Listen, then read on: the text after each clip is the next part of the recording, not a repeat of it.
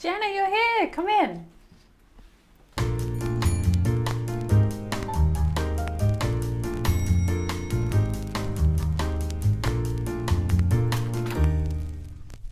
Hello, Micaela.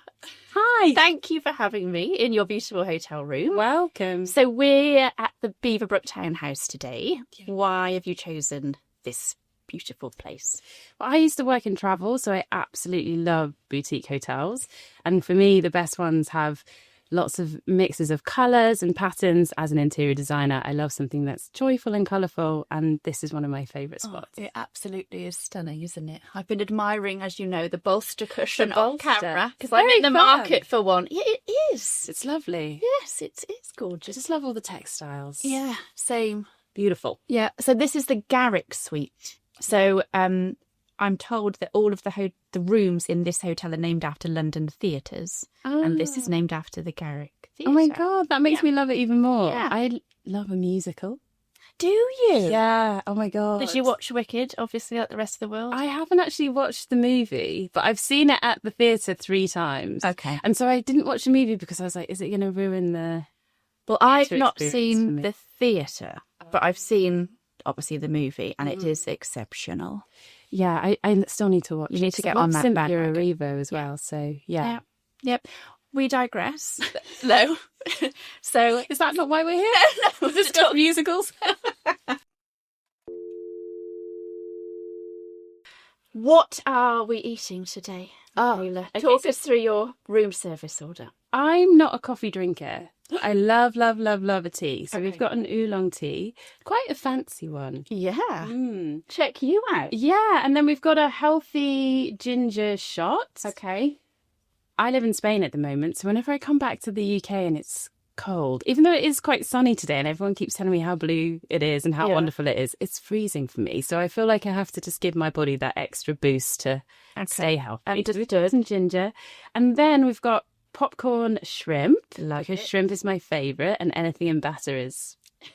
I love joy. that that's what you're going with from that. Forget the shrimp. We're just going to Forget the suck the shrimp. batter off. The batter. Anything in batter is always a win for me.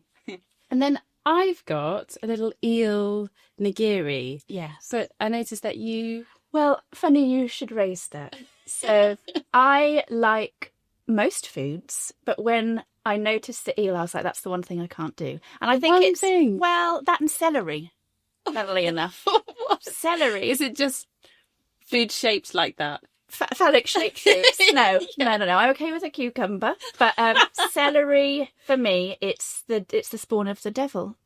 When you bite it and then you pull it away and it has like the strings, and I can spot it in a bolognese or something if someone snuck it in there. Really? I'm the child that picks it out. Picks it out. But other than that, not fussy until I saw eel presented this morning, and I was like, I don't think I can. A morning Because- eel. A morning eel. Yeah, that's a bold choice. Yeah, well, do you know what?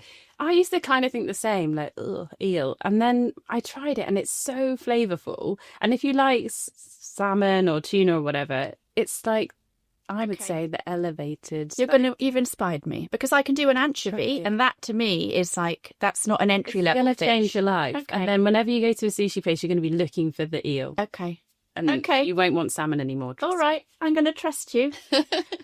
Let's please start with the immunity shot. Oh, yeah. Can we? And then we'll get on to the bath. Yeah. Are we? Yeah. Then we'll get the batter. Exactly. Cheers. Are we just sipping this? I'm going to go straight. You're gonna. Straight Oh, down. okay. Or maybe in 2 or 3. Into like a into. lady. Yeah. Yeah. You had to say that before we take a sip. Okay. Ready for this, guys? Oh, it's lovely. Oh, it is.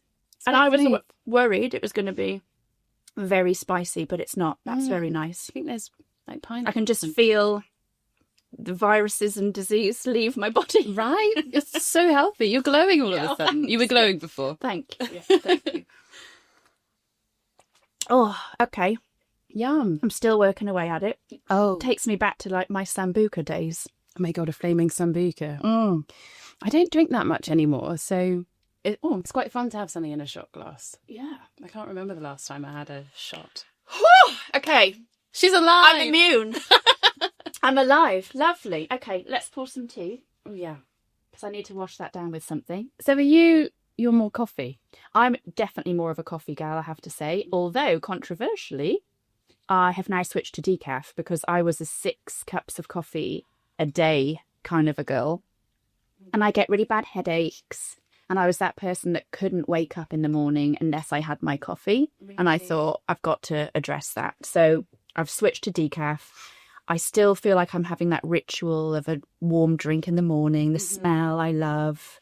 But yeah, I avoid caffeine. So this is good for me. Although it's not a herbal tea, is it? It's a black tea. It has tea in it, yeah. It's not all fruity. What do I know? Obviously nothing. I wanted to get serious for a moment, if we may. And obviously, you are an incredible creative. Thank you. I know you as, and let me just make sure I'm not missing anything out, master upholsterer. Am I saying that right? Yeah. Master upholsterer. Yeah. Published author. TV presenter. Am I missing it? Educator. Interior designer. Have I anything else? Magazine columnist. There's a lot of things. I'm quite multi-hyphenate. So how did it all start? What's the journey? Yeah. I started with upholstery. Okay. So I'd been working in offices in London for startups, and I always kind of knew I wanted to work for myself. Okay. But I hadn't figured out how that was going to look and what industry it was going to be. I was working in travel, actually. Yes. Which was very fun. Yeah. The tea lingers. It does, doesn't it? Yeah. So travel's still creative, arguably, then? Yeah, I was working for a boutique agency, traveling around, signing hotels to the collection. Oh. So it was a really fun job to go and see all these beautiful hotels, meet the owners, check out the restaurants and the spas, and decide, that sounds hellish. It was great. Yeah. Yeah, and then I found upholstery by doing an evening course. Excuse me. By doing an evening course, and then I just fell in love with it. And everything kind of aligned at that time. It was a really good timing in that I had some inheritance money because I'd sadly had a family bereavement. And I'd been doing evening classes, adult education classes. All up and down the country in the UK, you can do adult education classes and learn like jewellery making or loads of fun things. And so I'd been doing upholstery and I just loved it. So I decided to start my own upholstery business, which I remember at the time, a lot of my friends in our 20s, we were still working in London in offices. People thought I was having a breakdown, because a family member had just died. And I was saying, I'm going to go on the tools. I'm going to learn a trade. And they were like, okay, are you sure? Have they since said, behind your back, they were like, we just let her go through this? Yeah, I think people thought something weird was happening, you know? But for me, I had this real craving to, get back to doing things that weren't sat down at the desk and just typing all the time. Yes. I remember feeling like I wanted to be stood up and making. But yeah, my friends at the time thought I was absolutely weird. But I loved it, and I started the business. My upholstery teacher came to work for me. So that was good because I could keep learning as I set up a business, and there wasn't anything that he couldn't do. So we could take on really big commissions. And then, from there, I kind of got asked to do some TV. So how did that bit come about? Break that bit down for me. Yeah. Okay. So my first TV show was Flipping Profit, I think back in 2017. Okay. I don't know how they found me, to be honest. They just got in touch. I had video content on my website, which was quite rare, I think, at the time for a small making kind of trade website. And they reached out. They said, we're filming the show. It's for BBC One, I think. Would you want to join? And the premise was just to travel around the country, buying different items, and then there were 3 groups of people, and we would see who could resell the items for the most money. And I was in the trade team where we would upcycle things. I didn't win any episodes. I really tried quite hard, but it was really difficult because I had to reupholster all these things and then sell them, whereas other people could buy them and sell them immediately. Right. And it would take me 3 or 4 days to reupholster a sofa or a chair, and then try and sell it afterwards. So I kind of just ran out of time a lot. I'm going to look back through the archives and watch some of that now. Please don't. Yeah. No, I think I made some other shows that I would recommend more highly than just watching me fail every time. Be like, oh, she didn't win again. Yeah. Now I know the spoiler. Spoiler. She doesn't Spoiler win alert. this. I never win. Yeah, so I did that. And then I think because I'd done that show, I realised, oh, I've done TV, and it didn't feel so big and, you know, scary. So after I'd run my business for a few years, there was COVID, and I shut my workshop down because I thought this is going to be a really terrible time to have a physical premises. But then they started looking for applicants for interior design masters. So I had a bit more free time. And I applied, and I didn't expect to get through. I think I sent my application in, and the next day I had the casting call. And like the following day, they told me I was in or something. It was really quick. Meant to be. Meant to be, yeah. And so from there, Interior Design Masters got me into interior design rather than just upholstery. Yes. Yeah. So now looking back at the designs I did, it's quite embarrassing. I feel like they were my first ever designs, you know, for a whole room. Yes. And a huge amount of pressure as well. Like, how long do you have to do? A week. A week to do an entire room? Well, yeah, you have a week to plan. Right. And then you film for 4 days, but you only are doing the room for like 2.5 of those days. Yeah. And then, you know, I was pretty much in the bottom on the sofa every week, explaining my choices and like, why did you do that? And why didn't you do it this way? And it was like, because I had 1 week and it was COVID. Everything was shut. There were because no the markets whole on. premise is flawed. Yeah. That's and they're like, please don't mention COVID. And you're like, oh, okay. So people are like, why didn't you get something else? And you're like, because all the shops were shut. And they're like, could you not say that? You're like, I don't know. I just love what I got. The magic of television. Yeah. So it's a lot of pressure, but it was a really fun experience. The best thing about that show with the other contestants, we got thrust together, and I think they want you to not get along. But we all got along really well, which I think kind of irritated them a bit, the production team, but we're all still friends. Oh, that's lovely. Yeah, I started a business afterwards with Charlotte, Studio Genetti, where we sell homeware. Yes. Bolster cushions, actually. Well, just finished our collection one. Come on!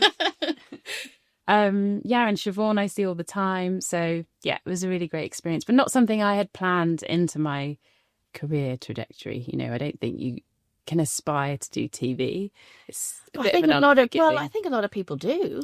Do they? Yeah, I would say. I think it's a lot of people's dream would be to present or be on television. Yeah. And many people don't make it, obviously. But it found tough. you. Yeah, I think that first kind of show to break in is just luck of the draw. I mean, you do have to apply. That's something I say to a lot of people. Like, have you ever applied? Because for Interior Design Masters, every year they're casting. Yeah. So you got to throw your name in the hat. Yeah. And then after that, it's a lot of luck. Yes. And skill. Thank you. Don't diminish. Some skill, also a lot of luck.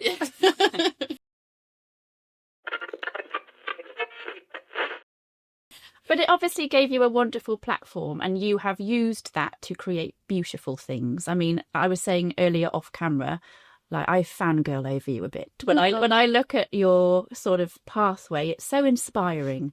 I mean, upholstery, I don't know why I keep referring to this when you say I didn't upholstery make that. and the visual aid. Like, your upholstery. It feels so niche, and how you can go from a successful job in travel, pivot into that, and then the path that you've gone on. You know, it's a lovely journey to watch. Oh. And you've just relocated to Spain, Yeah. which is ridiculously exciting. So what was the sort of inspiration behind that move? Yeah, so I think in part the theme of all of these things in my life, like all of the pivots, is always like, just why not? Like, just try it. And so I got divorced actually during Interior Design Masters, when that was airing. I was getting divorced, so that was a really like topsy-turvy time. And afterwards I just kind of thought, okay, I can live anywhere. Now I've started a business, I could start another one if I wanted to, you know? So I felt a bit more confident in my ability. And I decided I just really wanted to be somewhere warmer. So I was living out of a suitcase for a few years, traveling around. And then I decided on Spain, in part because I used to always go to Spain with my family growing up in the south of Spain. So it felt a little bit like going home in a way. Okay. And also because I really wanted to learn Spanish, and I started looking at properties there. They're very affordable. And so then I just got this vision of, I think I want to buy a little farm and rescue some donkeys and try and live off the land and learn Spanish and That's be in the sun. Yeah, so that's what I'm doing. I was going to say, I am available for visits okay. from tomorrow onwards. So I'll see you there. Well, I don't have the keys yet. Okay. That won't stop me, love. Full detail. Yeah, I'm really excited. I think it's going to take a few months for me to figure out all the paperwork. It's not registered, which is very common in the countryside properties in Spain. Yeah. So there's going to be a lengthy process trying to sort out the specifics. But yeah, I'm really hopeful. It feels like the right place. Good. You know, as soon as I saw it, I knew this is the one. So are you someone that's quite governed by your gut and your heart when you make decisions? Yeah, I am a lot. I think I mainly do things to see how I react in the situation. Oh, that's a high risk, Yeah. high reward Yeah. strategy. But it's, you know, I think some people are led by like wanting to learn and like have a skill. Yes. You know, doing lots of courses and then having the skill at the end. Yeah. I like to do more unusual things to just learn about myself, which makes me sound like a bit of a narcissist now that I'm saying it out loud. So you put yourself out of your comfort zone to see how it's like a challenge. Yeah, I like to challenge myself a lot. And I had a really interesting conversation with Lucinda Chambers. Yes. We were at an event and we were sat next to each other, and we're both like that. She said the same thing about being the creative director of Prada. That it's a small gig. You know, yeah. I was like, where was that? She's like, Prada. I was like, oh right. Yeah. We're the same, you and me. Yeah. But yeah, we both kind of said, yeah, it's mainly to see like to learn more about yourself, what you like, what you don't like, where you thrive, where you don't. Yeah. You've got to try things, you know, you've got to put yourself out there. So I do that a lot.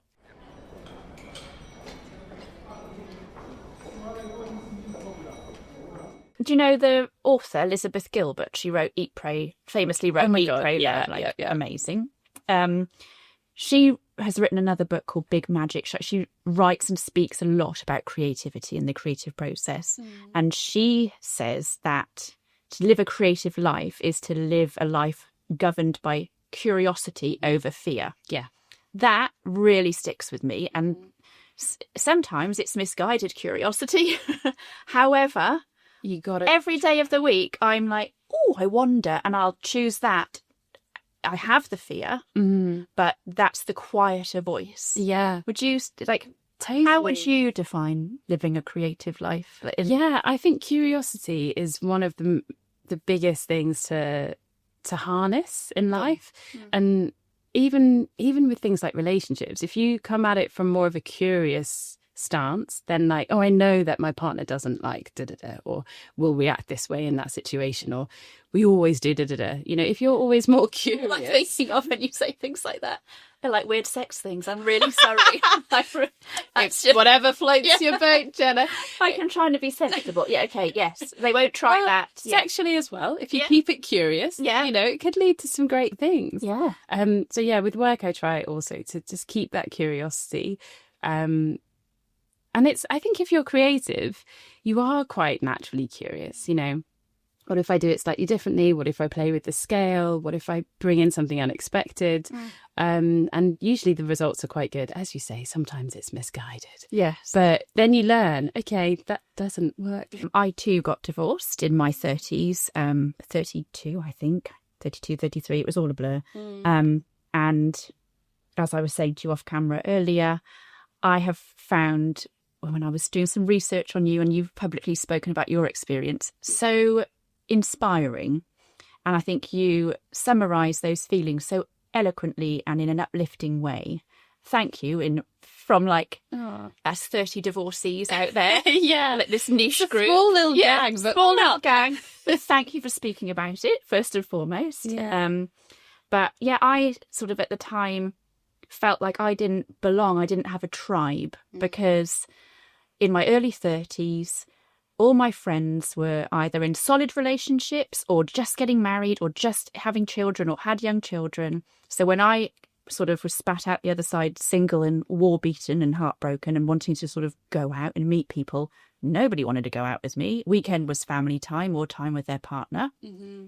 Didn't really identify with the other divorcees that were in their kind of mid-40s plus at the time and were a little bit jaded, perhaps. I hate to generalise, but they were maybe going through a couple of divorces and weren't speaking very positively about life after divorce. And I didn't relate to the 20-somethings either. Yeah. So I was like, who are my people? Yeah.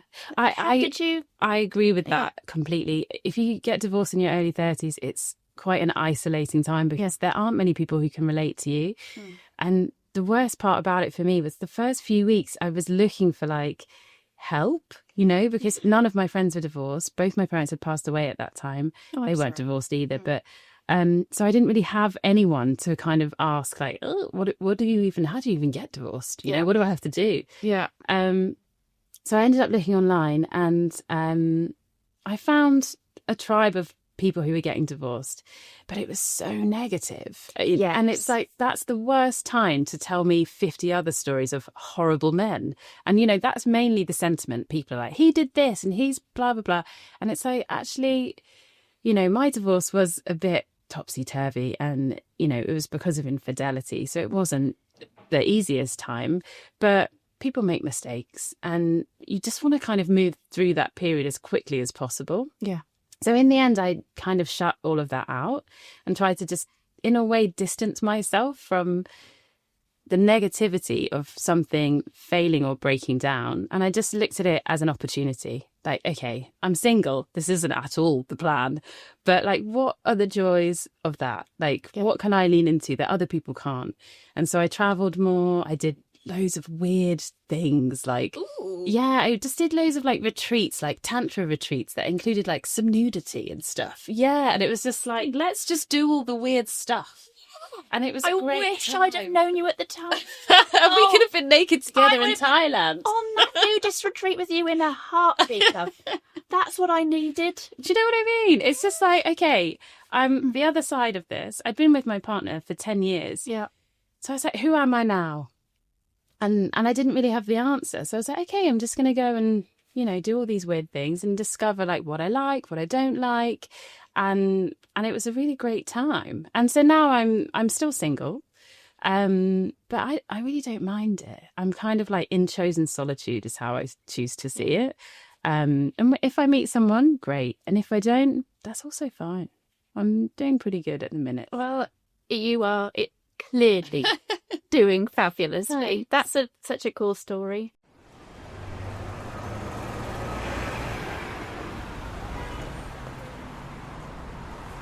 The dating, brutal. Yeah, because there weren't apps when I was single the other side of the marriage. So then I had to learn about dating on an app. And I remember my friend Kim, she signed me up to Bumble and I'm already laughing. What are you going to say? Go on. It was much like this. We were in bed. It was like the day after my birthday party. She'd stayed over at mine. She made the profile for me and she handed me the phone and she just reeled off all these rules.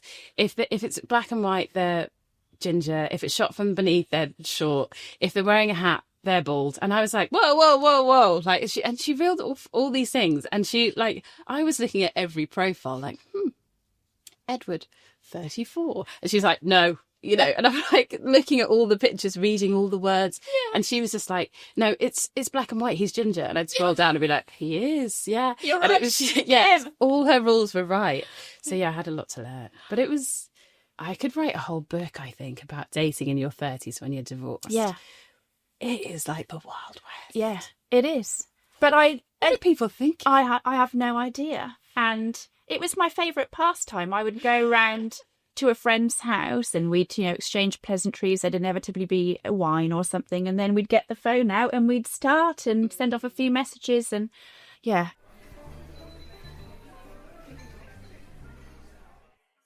that brings us back to the intuition and gut, I think it's something you harness over time and you learn.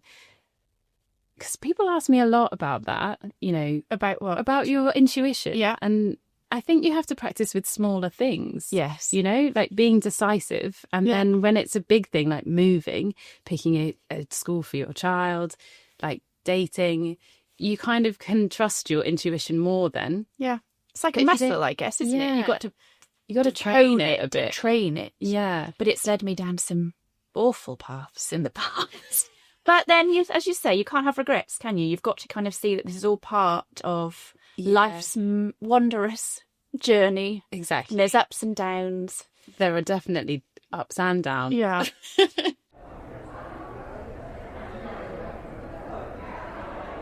In terms of times like, you know, when now we're going through a recession or whatever, things do get cut. For me, it helps that I'm so multi-hyphenate. Yeah.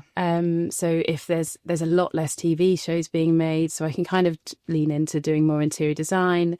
There's a lot less brand work happening, so I can, you know, pitch more for other books or other campaigns I want to do. So generally, you know, I have to kind of adapt a little bit. Yeah. And that can be difficult because sometimes, you know, I'm feeling like creative in a space that isn't being receptive. So I'm trying to get good at keeping a lot of my ideas so that then, you know, when TV shows are being made again, I've got all my ideas still so I can pitch them. So I'm starting, it's the thing on my to-do list is to have an ideas journal. Oh, okay. Yeah. So to have a journal is on your to-do list. I love that. I need to, because I want it to be a physical one and a cute one. Okay. So I need to buy a nice journal. You've got to find the book. I've got to find, okay. yeah. I totally get where you're at. And I'm your going to list keep of priorities. Yeah. Yeah. First, cute book. Yeah. Second, actually good ideas.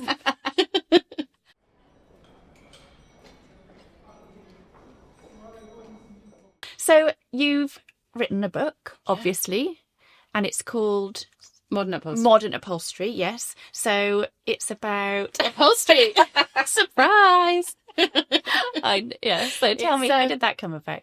Yeah, so I had a Create Academy course where I teach upholstery. I'm going to eat some of this Have at the same some time. shrimp. Do you mind? No, go for it. To try some. Get some of that batter in you. Oh, yeah. That goodness. But I am listening. Yeah. So yeah, I had a Create Academy course where I was teaching upholstery, and I think because of that, some publishers approached me and asked would I be interested in writing a book. I'm dyslexic, Okay. so I was at first a bit put off by the idea of writing 30,000 words. Understandable. But luckily, because it's a craft book, it's like chunked down, you know, it's like I have to write technique by technique, project by project, rather than trying to just write a novel of 40,000 words, whatever. So the process was actually better than I thought it was going to be. The team that I worked with at the publishers was so nice, and like reined me in when I needed to be reined in, because I was constantly like, let's do this, let's include that, and they're like, let's just start writing the words. And I'm like, the words are the hardest part. I'm like, let's start with the pictures. Yeah. That's where I'd be. Let's talk about the front cover. I was pitching that I wanted to do watercolours, and I actually had done an example watercolour, and I was like, we could use these for the chapter headings. I like slid this watercolour across the desk, and they closed it without looking at it and said, why don't we start with the words? It's like brutal but so realistic. Like, yeah, maybe I'll write the words first before I start designing all the artwork. So the book itself doesn't have any watercolours in, unfortunately. Oh. I know, don't buy it. No. But Put me right off now. It could have been so much better. It's beautiful. It's a coffee table book about upholstery, with some projects in to get you started if you've never upholstered before, to make your own shaped headboard.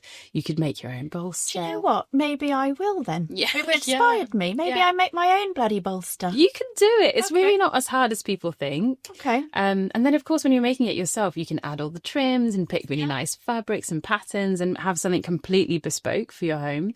So the hope is that I inspire people to keep hold of the furniture they already have at home, be confident enough to learn how their furniture is made so that they can appreciate what they're buying. If they're going out and buying new things, I think you have a different appreciation of, you know, the quality of what you're buying, the frame, the fabric. And to encourage people to have things that are a bit more joyful and colourful and add some pattern in, because if you're buying from the high street, they just want to sell as many as they can. So they just give us very basic options of grey, green, blue, you know, and that's it.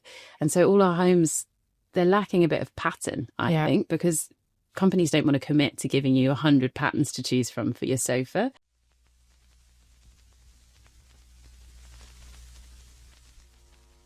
Is that how you would describe your personal style, or and also your sort of design work? Yeah, my interior design is based on layering pattern, lots of colour, and it's quite traditional. So I centre traditional craftsmanship and sustainability, reusing what my clients already have, upcycling things, and then looking for sustainable brands if we're adding new things. But yeah, I really like things to feel layered and like there's a narrative coming out about the person who lives there or works there, or, you know, I know there's a big push at the minute towards like beige. It's just not for me. It doesn't bring me any joy. Do you know who I think is responsible for that solely? Who? Kim Kardashian and Skims. Oh, She's got a lot to answer for. like, You know what I'm talking about, nude though, don't you? aesthetic. That Yeah. nude where it's like undies, Yeah, which are the colour of your skin, and you look like a Barbie doll with no yeah, bits. yeah, but then with nipples. Yeah, but they add the nipples in. Yeah. Very clever, Yeah. to say, though. But You should get some of them. we should next episode. My nipples are going to be out here.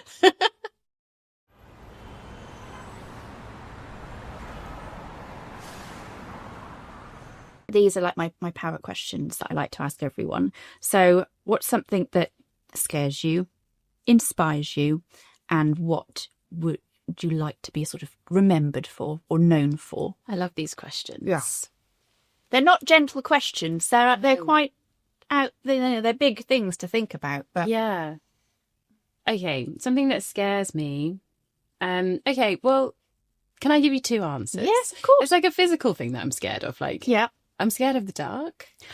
And now that I live in the countryside on my own, I really have to tackle that because it's pitch black. Like, I'm really aware of the moon where I am, because if there's a full moon, I can see when I'm outside. And if there's a new moon, it's pitch black and I can't see anything. So I'm really trying to like go outside more and tackle my fear of the dark. But that's like a silly fear. No, that's a genuine fear. But I think like scared in more of like a spiritual way. Yes. Of maybe not pushing myself enough. You know, life is so precious. Yeah. And we can do so many wonderful things. And I just want to make sure that I'm always learning about myself, learning about other people's cultures, and like just getting out there and experiencing things. So my fear is not doing enough. Maybe. I've got like a secret extra question for that then, because you touched on earlier all these amazing things you did when you were sort of going through that spell. If that's one of your like fears, what is on the list imminently? I have a list. Yeah, I bet you do. Is it in a nice notebook? Do you know what? It's just on one piece of paper, but it's because my list at the moment is 40 things to do before I'm 40. Oh And I'm God, I've got a lot of 37. time. You could have 4 things to do before you. Okay. I'm 37. I wrote the list when I was 36. I took myself out for a Michelin star meal alone. With Was the that whole on, wine. that was on the list? That was the first thing on the list. And then I sat there and I wrote the rest of the list. So next week, I'm going on a 10-day silent retreat. And that's on the list as well. Yeah. Apparently they're quite difficult because you have to meditate for like 4 to 6 hours a day and not move. So that's going to be the hardest part, I think, more than being in silence. But Oh my goodness me. yeah, but apparently days 7, 8, 9, you just have, you know, all these amazing thoughts. So Wow. I'll check back in with you. Please do. I might just have no thoughts. I'd be like, duh. yeah, That's I get my ideas, Jen, at the end and it will still just be empty. Yeah. I'll be like, that was a waste of 10 days. Where is this? Where in It's the world? in Spain. They do them Oh, all it's in over the Spain. world. Yeah, it's called a Vipassana. And you can do them in England. You can do them in every country. They're based on like an Indian, I think it's like Buddha that Okay. sat on the mountain for 10 days Yeah. and meditated. And apparently that's the time that you need to have some kind of breakthrough on something. So Wow. Okay. Yeah, so I'm well, doing it I next can't week. wait to hear Yeah. what happens after that. So please do check back in. I will. So that's what the fears. So what inspires you? I think I take most inspiration from nature. And I know that probably everyone's going to say nature. No. But yeah, I think nature, being outside,